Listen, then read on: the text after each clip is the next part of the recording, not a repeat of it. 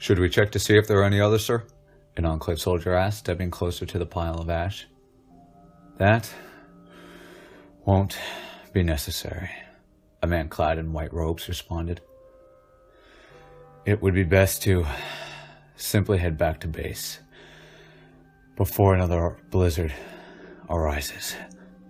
Yes, sir, the soldier replied. Rev up the engine, boys, we're headed back. The man clothed in white paused and gazed at the ash that was the little boy. An ounce of regret took hold as he straightened his composure and pursed his lips. The white-clothed man took a deep breath and turned back towards the vertibird that levitated to life. Snow, embers, and smoke twisted and twirled about as the vertibird's blades spun. Soon thereafter, the soaring vehicle lined with armored men was out of sight, and the sound of its engines dissipated in the distance. Dorian cautiously stepped out into the barren street and checked for any remnants of the Enclave. As soon as Dorian saw that it was safe, he returned to the now composed James. It looks like they're all gone, Dorian started. Would you like to head over? James stood without a word and steadily walked towards the opened gate. Reaching the entrance, James peered down at the remains of his brother for what seemed like an eternity.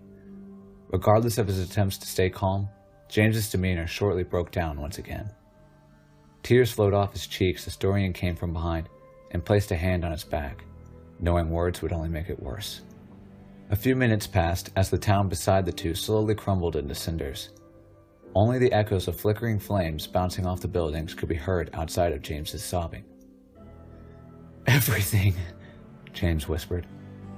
My mom, my dad, both of my homes, and now my... Dorian sat next to James while he choked out the words between his tears. They've taken everything, James finished, with malice sharpening his tongue. Now, I'm going to take everything from them. James shot up and began running in the direction the vertibird flew. But before he could get too far, Dorian fired a shot at James's feet, causing him to startle and trip. Look, Dorian began, as James scowled back in bewilderment and anger. You're not going to get very far in the state you're in. What would you know? James snapped, his words shuddering. A lot, in fact, Dorian answered. And I also know this fanatic, fervent rage you're caught up in is only good for getting you killed. Quickly. Why do you care? James yelled. You don't know anything about me. Because if you haven't already guessed, I'm not exactly buddy-buddy with the Enclave either. Not only that, after seeing that performance, there are few things more that I'd want to see than for you to put a bullet in the man who did this. Then why are you shooting at me? We need to go after them! You'd be dead before you stepped 2 feet out of this town. I wanted to make sure I prevented that. I know this city like the back of my... That's not what I'm saying, Dorian interrupted. I thought I had already told you that in the disgruntled mood you're in, you're only going to get yourself killed. Especially so dealing with the Enclave. You've got a grudge against one of the most powerful, organized groups in the entire American wasteland. And running in head first will get you nowhere. This is not Jericho. You won't be yelling this wall down anytime soon. What? James asked in confusion. It's from a book, never mind. Anyway, I just wanted to say that I'm willing to help you. We'd be able to kill 2 birds with 1 stone as both of our grievances could be settled at once. However, believing that you could simply walk up to the Enclave and start shooting is stupid and short-sighted. Shut up! James barked. No, you shut your mouth. You have no earthly clue what you're getting yourself into. I've had my fair share of dealings with these guys, and they're all concise, collected, and methodical. No sooner you pull out your pathetic little pipe pistol would an Enclave recruit turn you into a pile of ash without a second thought. James's breathing became heavier with every word Dorian spoke. What you feel and what you know are mutually exclusive, and what you're feeling right now is going to get you hurt, and you know that. I can only help you if you compose yourself again, and before Dorian could finish, James pulled out his pipe pistol and fired a shot at Dorian. At the same time, Dorian took his 10mm and fired 2 shots back. One into the barrel of the pistol, and the second pierced the top of James's left ear. What the James cried out, dropping his gun onto the pavement and clutching his head. See what I mean? Not only was I not moving, but I'm not even 50 feet from you and you still missed. What makes you think you can go up against the Enclave? James looked back at Dorian in fear as blood leaked between his fingers. Okay, Dorian said, losing his patience. I'm going to give you one chance, one choice. You can walk away right now and I'll meet you in hell. Or you can prove not only to me, but to yourself that you want to get proper revenge. However, you need to drop the attitude real fast, or it'll be me that puts a bullet between your eyes. What'll it be? James's breathing slowed, and his clenched fist relaxed. He nodded his head in agreement and headed back to Dorian. By then, a mixture of wind, snow, and ice quenched the fires that spread around the town, and everything was quiet. I'm sorry I shot at you, James muttered as he approached Dorian. Was there a clinic here we can salvage from and get you cleaned up? Dorian asked. Yeah, Dr. Spencer's place is down the street. The two then entered the smoldering settlement. The scorched wooden beams of the ramshack homes crumbled underneath the weight of their roofs. Smoke continued to cloud the sky and darkness above them. Bodies were strewn across the streets, and others had disintegrated or melted into pools of neon residue. James stopped occasionally as he gazed into the eyes of his friends and neighbors. Their faces were contorted with pained horror from their final moments. Do you think they enjoy it? James asked, continuing to the clinic. Some, definitely. Most, no, Dorian answered. A majority of people who join the Enclave have to be broken to do this. That's if they weren't raised within the organization itself. Even then, they may yet need some additional conditioning. How do you know so much about the Enclave? You're not the only one who's lost a lot to them, James. The pair came up to a decrepit shack labeled with a sign noting, Doc Spencer's Clinic. The office was spared the fury of the flames as the wind suffocated them. Regardless, Dorian was still unsure of the clinic's sturdiness. It appeared as if the office was on its last legs before the calamity. James and Dorian entered the clinic to find it in shambles. Chairs and tables were overturned. Shattered glass littered the floor, and supplies had been looted.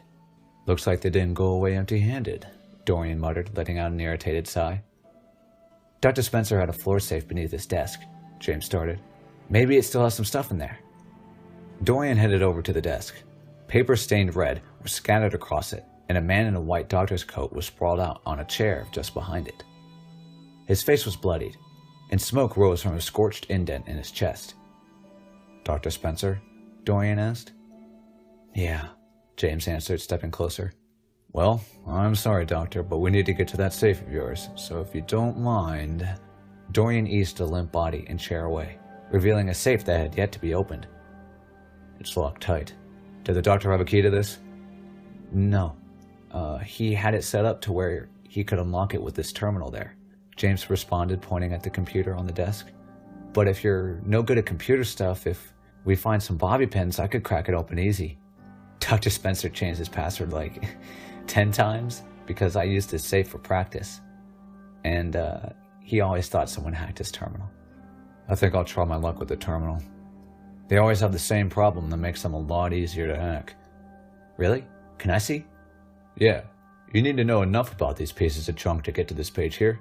But if you can, afterwards, try to find pairs of brackets like this. Dorian notioned at the luminescent screen. See how they're the same? Well, if you enter those in, they reveal duds so you don't waste your attempts on random guessing. Oh, James resounded in surprise. I prefer lockpicking. Dorian chuckled. That's fine. I'm a good shot, but my fingers aren't that steady.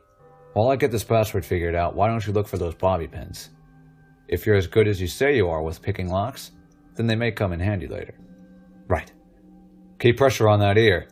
After a few minutes of prodding, Dorian found the password, and the safe clicked open. James returned with a handful of rusty pins as Dorian sorted out what was left in the safe. Alcohol, gauze, stim packs, and medics. This isn't half bad a haul for such a small safe, Dorian said as he placed some of the supplies in his bag. Okay, let me see the damage. James lowered his hand to reveal a blood-encrusted ear. The bleeding has stopped, but we need to clean that up before it gets infected. I don't know if that's how it works, James retorted. Regardless, it needs to be cleaned. Can't be running around like that. Dorian said, twisting the lid off the alcohol and unfurling some gauze. Take a seat on the desk. This'll sting a bit, so I'll pour on the count of 3. James closed his eyes and gripped the desk in anticipation. 1. Dorian immediately poured the alcohol onto the injured ear, washing away many of the stains and causing James to recoil in pain. I thought you said you'd pour on 3, James cried. It's easier to do this when the patient's relaxed, Dorian grinned. Relaxed, my... What was that? Dorian interrupted as he wrapped the gauze around James's head. Nothing. That's what I thought. Kids in these days with their mumblings. Dorian finished wrapping the gauze, and the pair headed back out into the smoking square. Alright, we may need to find a map. Before we go anywhere else, James said, cutting Dorian off. I need to head home, if it's still there. Dorian nodded, and allowed James to lead the way. Once again, they traversed over and around the bodies peppered on the street. The smell of fire was fading, and was replaced by the scent of burnt flesh. The wind had also died down, so the air settled and ceased to be masked by the tinge of frost. This is it, James said, approaching a small hut. Alright, go ahead and grab whatever you needed. I'll stay out here and see if I can't find us some new helmets, Dorian responded. Extra coats wouldn't hurt either, James remarked. A general store is around the corner, but if it isn't there anymore, no one here will need what they have on them. James went inside, and Dorian continued forward over to the general store. Seeing how the establishment was on the cusp of falling in on itself, being thoroughly subjected to the flames, Dorian decided it would be best if he went in and out as quickly as possible. The door was hard to open, but after a couple of shoves, it fell before Dorian's feet, and the building groaned in response. Much of what was purveyed was completely ruined. The fire swallowed most of the goods that were left behind by the Enclave. After a few minutes of rifling through the ashes, Dorian discovered a hidden trapdoor underneath a torched rug. It appears I found the golden ticket, Dorian thought as he threw open the hatch. A ladder led into an unlit room, and while Dorian descended, a pitter-patter of scattered steps caught his attention. Dorian leapt onto the floor below to immediately begin searching for a light. Reaching out, it was not long before Dorian grasped a string that hung from the ceiling. A single light bulb illuminated the room, revealing a nest of hairy, mole-rat-like creatures. In a moment, Dorian emptied the rest of his bullets into the hive that swarmed him.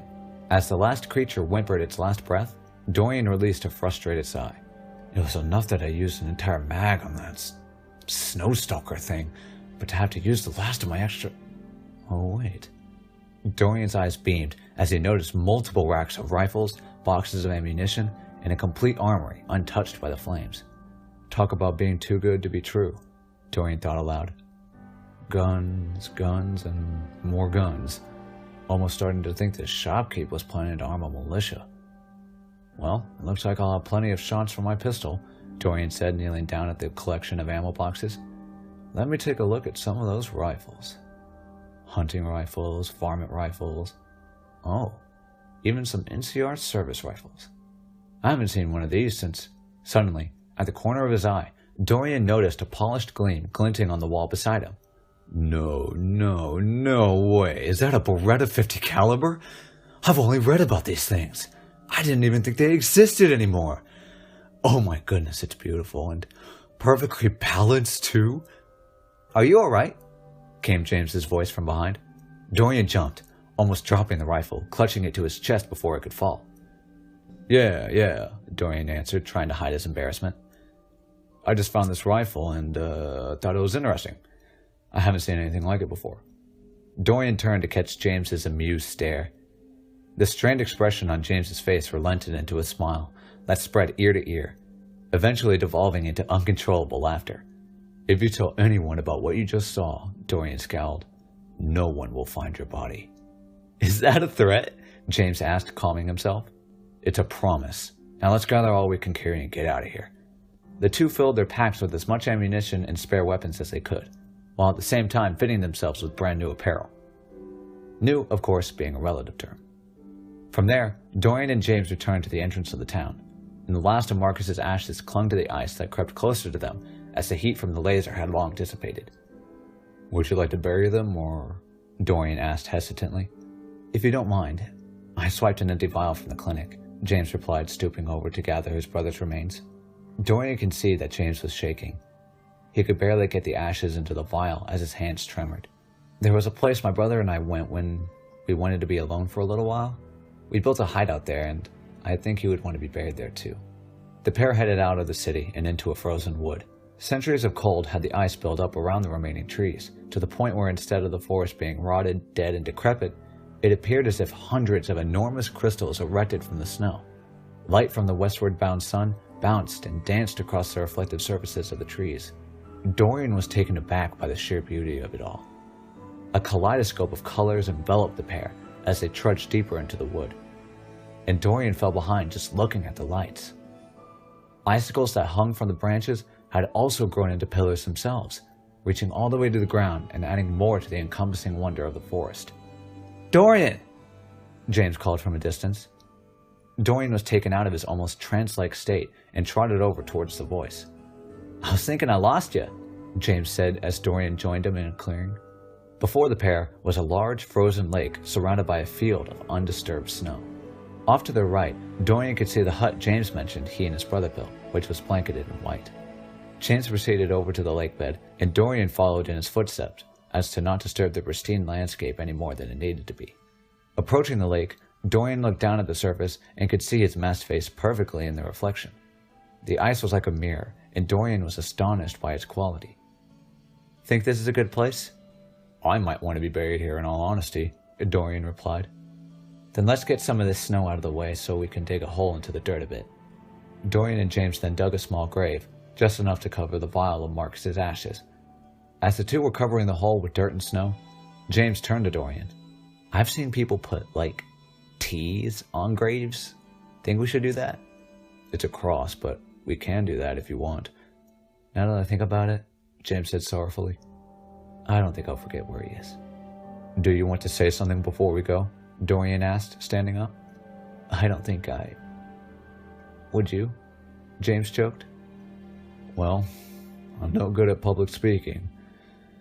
But for the short time I did know Marcus, he served as a reminder.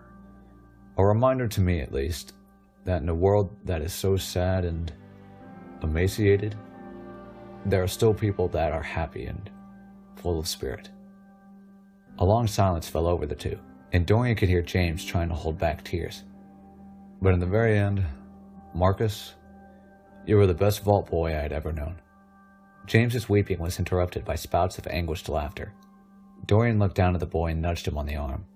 Without saying a word, Dorian nodded at the distressed brother and lifted his hand into a thumbs up at Marcus's grave. "We'll get them back for you, Marcus," James said, putting up his thumb, encouraged. "I'll head back over to the edge of the clearing," Dorian started. "Take as much time as you need." James stood over his brother a while longer, as the sky's hue yellowed. As the sun set, James returned to Dorian's side, with his cries quieted. "All right, is there another town nearby we can make it to before nightfall?" "No. We may just need to make shelter back at the homestead." "Sounds good to me," Dorian said, heading back into the crystal wood. "Hopefully there is not a place too damaged by the fire. In the morning we can try to head to the next town and see where we can go from there." "We may want to stop by the Snowstalker attack with all the dead Enclave. If scavengers haven't salvaged the power armor, it may be useful to sell or something." "That's not a bad idea, James," Dorian acknowledged. "Maybe we can jury-rig some of the..." "I thought it was jerry-rig," James interjected. "I'm pretty sure it's jury-rig." "I don't know," James sniffed. "I've always heard it as jerry-rig." "Well, I'd hate to be the bearer of bad news, but that's where you're wrong, kiddo. It's jury-rig." "Jerry-rig," James said under his breath.